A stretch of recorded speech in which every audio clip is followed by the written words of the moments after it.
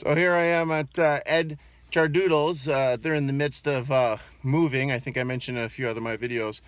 I came in here to get some coarse sand. I'm going to do some winter cuttings today. I'm going to try because the weather is not cooperating. Tomorrow is supposed to be sunnier, so hopefully I get back to the greenhouse.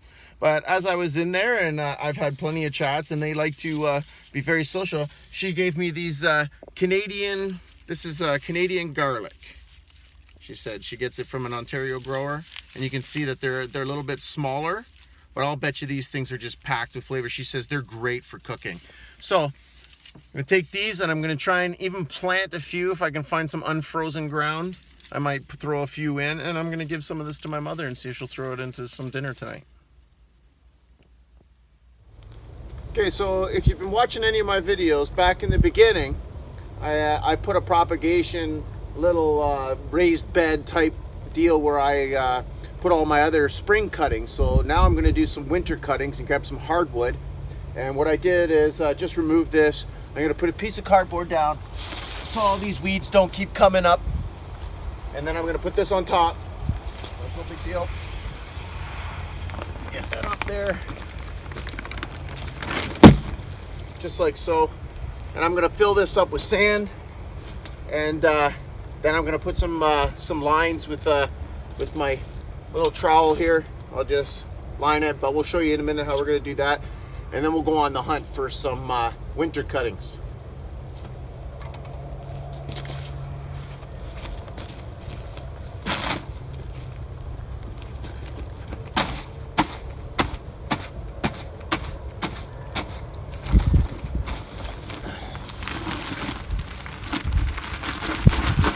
Supposed to snow today.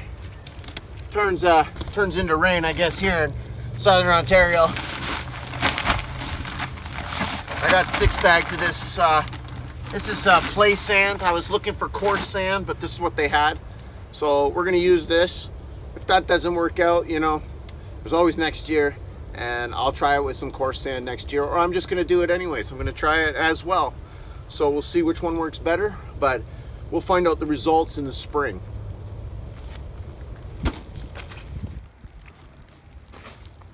So I had to put this little divider in here.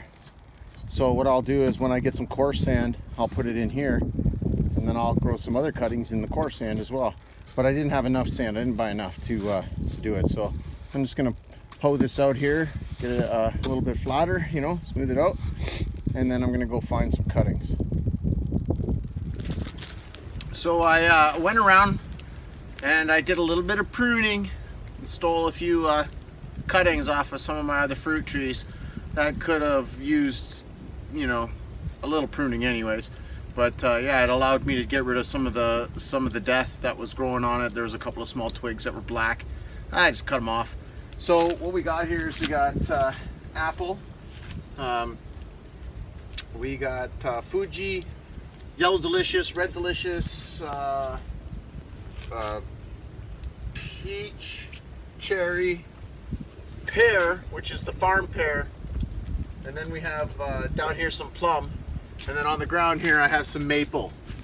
So what I'm going to do is, after I clean my shears up with some rubbing alcohol to make sure there's no contamination. All right, so we'll do that, and then what we do is let's start with the Fuji apple here. So we got some damage on the twig here, so you can see there's some damage right here. So I'm going to cut that off right below the node, right? So we'll cut that straight underneath the node, just like that. And then what we're going to do is we're going to count up and get about 4 to 6 nodes, probably about 6 inches, so about, you know, that big. So we got the 1 bud, the 2 buds, and then we got the nodes too, right? So what we're going to do is we're going to go above the node, up to the thing, and do it on a little bit of a slant. Now that helps you that if I drop this stick, I'll know that the flat is the bottom and the cut is at the top, because, you know, you don't want to be planting it upside down. So I'm going to go ahead and cut all of them like that, get them all together and get as many as I can, and then we'll stick them in the slots, and I'll show you with some stem root and what to do here too. Also, I'd like to just show that right here You know, you don't have to take it all the way around, but if you just scrape some of the bark off just like that, that's enough. That should be enough to help it. So what I'm going to do right here though is I'm going to cut that little bud off, because we don't need that little bud, and we're just going to go with that. So we'll come back to the stem root in a minute, and then I'll come back when I get all these cuttings done.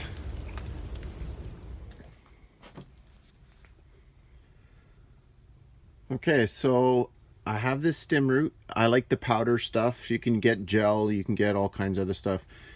You can go natural and use stuff like bananas and potatoes, and the other one I seen and heard of is willow bark juice or something like that, or tea, or you just get the root, the bark, and grind it up a bit and boil some water, and I don't know, and then just use that as a stimulant. There's a hormone in it that'll help grow roots, but I'm just going to use this stuff. I picked it up at Sharples. It was on sale or whatever. I just grabbed whatever I could see. But what I'm going to do is I'm going to put it in this lid here, because I don't want to be sticking it in here and then contaminating the whole thing, because I'm probably not going to use all of it. So we'll use that, and then we'll get outside and I'll show you the cuttings that I cleaned up and explain some winter cuttings. Okay, so here's all my cuttings. Cleaned them all up. They're about 6 inches each. I got a whole bunch of pear. I got so much pear I didn't cut them up either. But yeah, got all my cuttings all lined up here. Now what I wanted to show you, and I'll show you on this little pear tree here. So they're talking about hardwood. You want to get a hardwood cutting. So basically, you can see how I can't bend this very hard. So you'd want to take this piece right here, I would think, and then when you get to the top right about here, it's a little flexible. So that's probably not the one you want for winter rooting.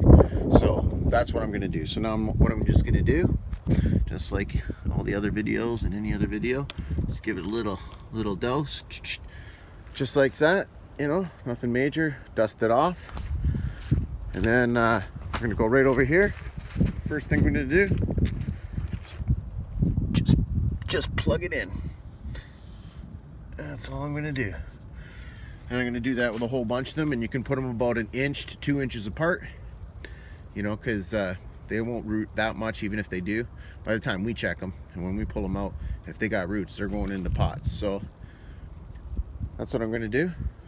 I'll fill this up, show you what it looks like, and then later on tomorrow I'm going to just make a little makeshift like shade for the top, because they don't like direct sunlight. So we'll deal with that. So I didn't get to making a small cover over top of this. It's I forget why they do that. It's something to do with the direct sunlight, possibly. So yeah, this is what I got. And I don't know what all of them are, but it doesn't really matter. I'll know them when they start growing though. Okay, so it's nice and sunny out today, but it's -3 out. It's pretty cold. I'm bundled up pretty good. I'm gonna put in this section here, and I've already got this section all kind of hooked up here. I'm doing the best I can to try and keep everything perfectly straight again, like the way it was. So I'm gonna weld these up, and hopefully I get that done, and with any luck I'll get some more done on top of that. So I'll show you when I'm all finished, and I'll give you an update on maybe how long this might actually take.